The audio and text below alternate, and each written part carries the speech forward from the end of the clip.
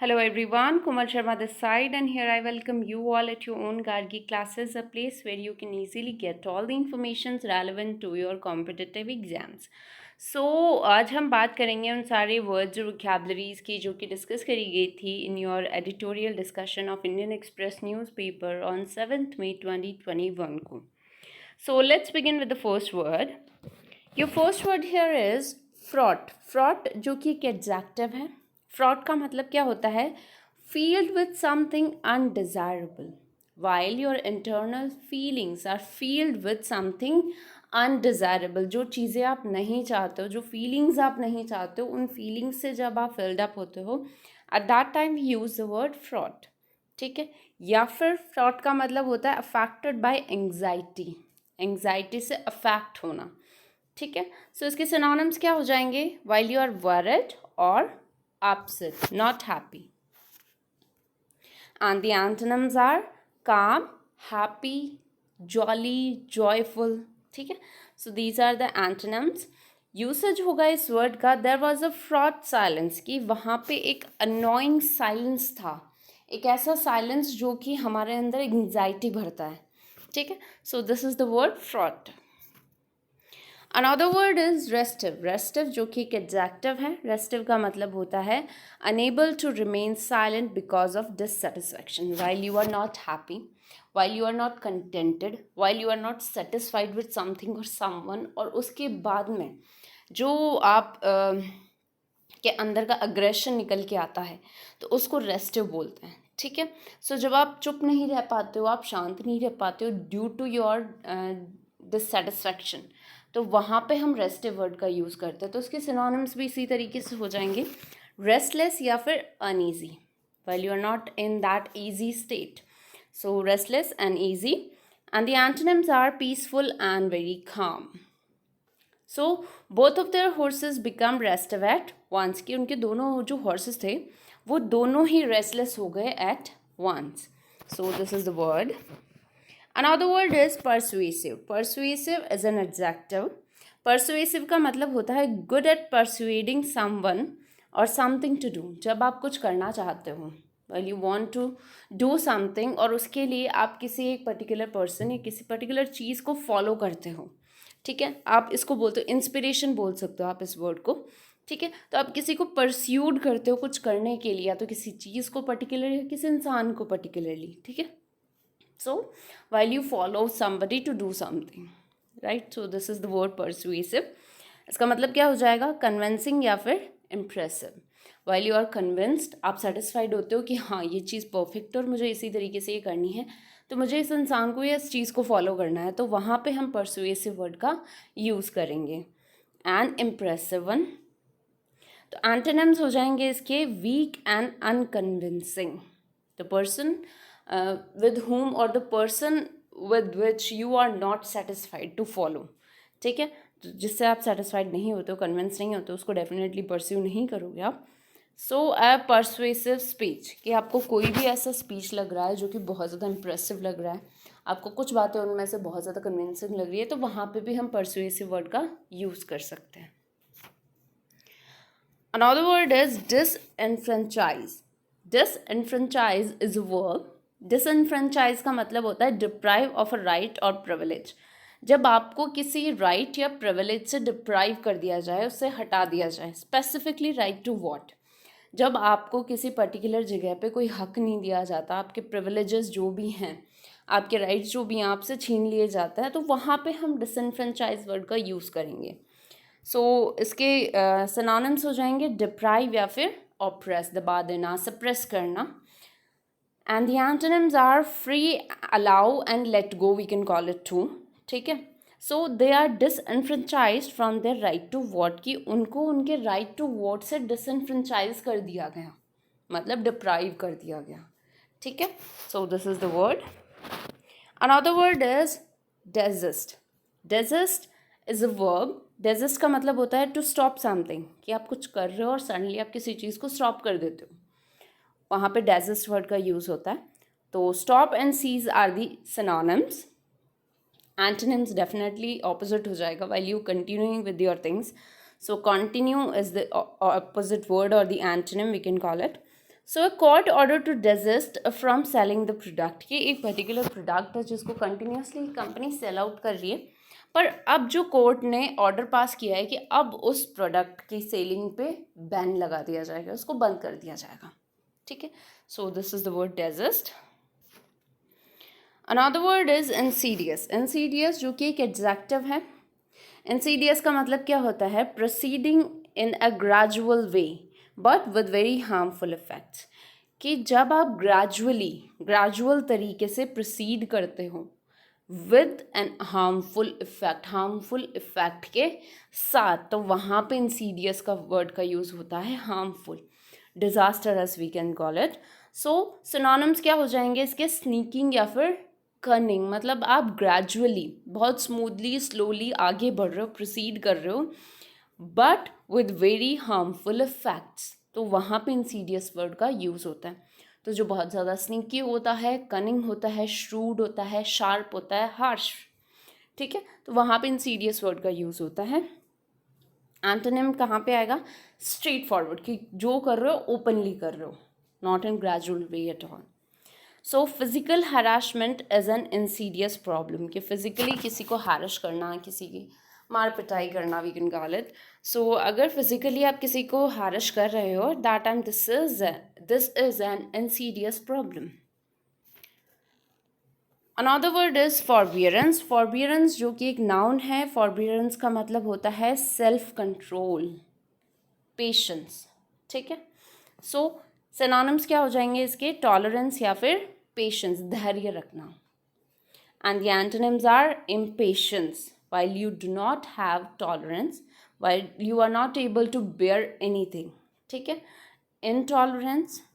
So he treated them with all forbearance, कि उसने उनके साथ बहुत ही काइंड तरीके से, बहुत ही पेशेंटली उनको ट्रीट किया. Next word is sinew. Sinew जो कि एक नाउन है. सिन्यू का मतलब होता है a strong band of substance that joints a muscle to bone. मतलब हमारी बॉडी में एक स्ट्रॉन्ग बैंड ऑफ सब्सटेंस होता है, एक ऐसी मांसपेशियाँ होती है जो बहुत ज़्यादा स्ट्रॉन्गेस्ट होती हैं, जो कि हमारी मसल और बोन को दोनों को जोड़ के रखती है, ठीक है. तो इस पर्टिकुलर वर्ड को हम ऐसी किसी ऑर्गेनाइजेशन में भी यूज़ कर सकते हैं. कोई भी स्ट्रॉन्गेस्ट स्टफ, जो स्ट्रॉन्गेस्ट सब्सटेंस जो किसी ऑर्गेनाइजेशन को, किसी कंपनी को, या हम एक बेसिक लेवल पे कहें एक घर को जो जोड़ के रखता है, ठीक है. कोई ह्यूमन बीइंग भी हो सकता है, कोई पॉलिसी भी हो सकती है, कोई आप बोल सकते हो टर्म्स एंड कंडीशंस भी हो सकते हैं. तो कोई भी सॉलिड चीज़, कोई भी सॉलिड थिंग, कोई भी सॉलिड सब्सटेंस जो चीज़ों को जोड़ के रखे.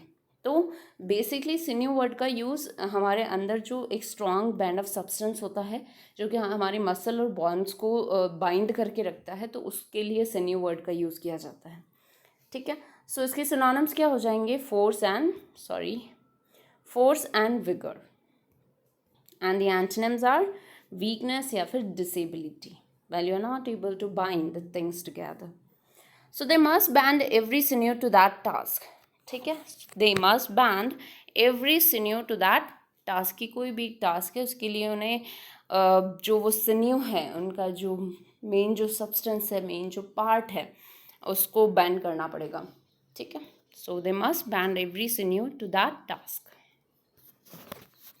Another word is recalcitrant. Recalcitrant का मतलब ये एक एडजेक्टिव भी, एक नाउन भी है. recalcitrant का मतलब होता है रिफ्यूजिंग टू फॉलो इंस्ट्रक्शंस और रूल्स. जब आप किसी रूल्स और रिस्ट्रिक्शन को फॉलो करने से बिल्कुल मना कर दो, रिबेलियन बन जाओ, ठीक है. सो इसके सिनोनिम्स हो जाएंगे अनकॉर्पोरेटिव, जब आप किसी को कॉपरेट नहीं करते हो, एंड रिबेलियस, जब आप किसी रूल्स और इंस्ट्रक्शंस के अगेंस्ट में खड़े रहते हो, ठीक है. That time we use the word recalcitrant. तो इसके एंटोनिम्स हो जाएंगे compliant एंड amenable, ठीक है. compliant and amenable are the antonyms. So a class of recalcitrant 15 years old. So this is the word.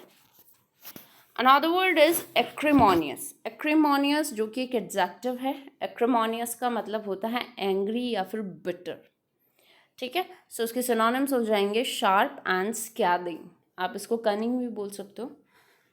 So antonyms हो जाएंगे इसके helping and very mild, very soothing. So it was an acrimonious split, कि जो split है ये बहुत ही bitter है, एक्रीमोनियस है। Next word is forlorn. Forlorn जो कि एक एडजेक्टिव है। फॉरलॉर्न का मतलब होता है पिटीफुली सैड, बहुत बुरी तरीके से सैड, दुखी होना। सो इसके एंटोनिम्स सिनोनिम्स हो जाएंगे अनहैप्पी, मिजरेबल या फिर होपलेस, जहाँ पे कोई उम्मीद ही नहीं है। Antonyms will be happy, hopeful भी बोल सकते हैं उसको, and jolly. So forlorn attempt to escape, कि एस्केप करने का एक बहुत ही अनहैप्पी अटेम्प्ट था ये। So this is the word forlorn. Next word is semblance। semblance is a verb. semblance का मतलब होता है the appearance of being something और हैविंग अ सर्टन क्वालिटी। कोई भी ऐसा अपीयरेंस, कोई भी ऐसी झलक जिसकी अपनी एक क्वालिटी हो, ठीक है। सो किसी भी झलक को हम बोलते हैं बेसिकली semblance, अपीयरेंस को। रिजेम्बलेंस हम इसको बोल सकते हैं, अपीयरेंस बोल सकते हैं। So these are the synonyms and the antonyms are reality या फिर रेयर, जो चीज़ रियली हमारे आंखों के सामने एग्जिस्टेड होती है वो ऑपोजिट हो जाएगी, और सिर्फ जिसकी झलक दिखती है, जिसका अपना अपीयरेंस दिखता है, जिसकी अपनी कोई स्पेसिफिक क्वालिटी हो, तो वहाँ पे semblance वर्ड का यूज़ होता है। सो his mouth wore its usual semblance of a smile. Another word is complacent. Complacent जो कि एक एडजेक्टिव है। Complacent का मतलब होता है feeling too satisfied with yourself or with the situation so that you think that there is no need to worry. जब आप satisfied होते हो अपने आप से या किसी सिचुएशन से, ठीक है, और आप यही सोचते हो कि अब इस सिचुएशन में कुछ भी सोचने की ज़रूरत नहीं है, while you are completely contented, while you are completely satisfied with the things or the situation or with your own self, ठीक है। सो इसके सिनोनिम्स भी इसी तरीके से हो जाएंगे सेल्फ सेटिस्फाइड या फिर ग्रेटिफाइड, ठीक है। And the antonyms are humble and dissatisfied. So the student grew complacent about the challenges ahead, कि जो भी आने वाले चैलेंजेस है अब स्टूडेंट्स उसकी टेंशन नहीं ले रहे, because they all are very well prepared, तो अब उनको टेंशन लेने की ज़रूरत ही नहीं है। तो वहाँ पे कॉम्प्लेसेंट वर्ड का यूज़ किया है यहाँ पे। Another word is gargantuan। gargantuan is an adjective. gargantuan का मतलब होता है enormous, very massive and huge, very vast. Antonyms हो जाएंगे इसके tiny and small. So a gargantuan appetite, एक ऐसी एपेटाइट जो कि बहुत ज़्यादा मैसिव है, ह्यूज है। Next word is diffidence. Diffidence जो कि एक नाउन है। डिफिडेंस का मतलब होता है modesty resulting from a lack of self confidence.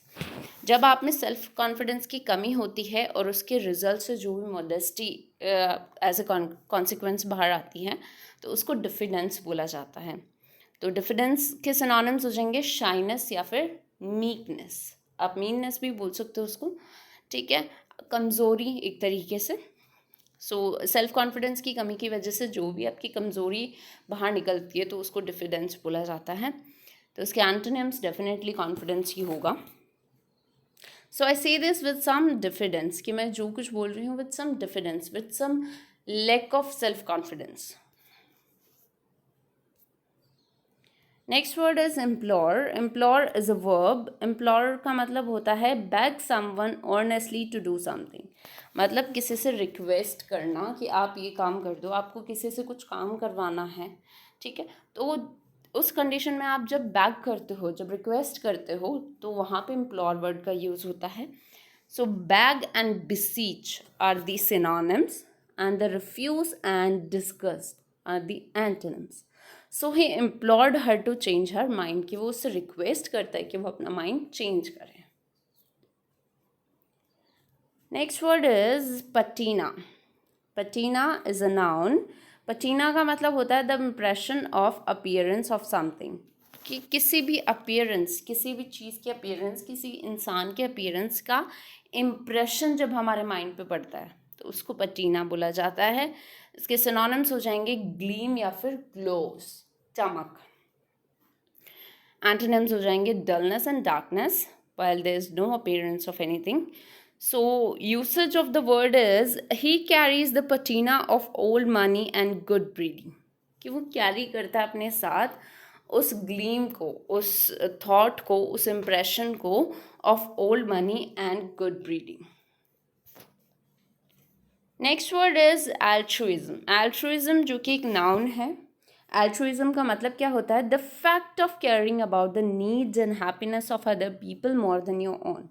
जब आप बहुत ज़्यादा चैरिटेबल होते हो, जब आप दूसरों की इच्छाओं का ज़्यादा ध्यान रखते हो rather than your own self, अपने आप से ज़्यादा लोगों की केयर करना, किसी और की केयर करना is what we call altruism. The fact of caring about the needs and happiness of other people more than your own self.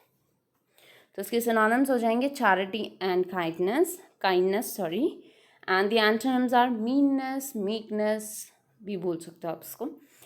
So use होगा इस वर्ड का thus after a fashion he is able to reconcile the conflicting claims of egoism and altruism and succeed where most apostles of evolution fail.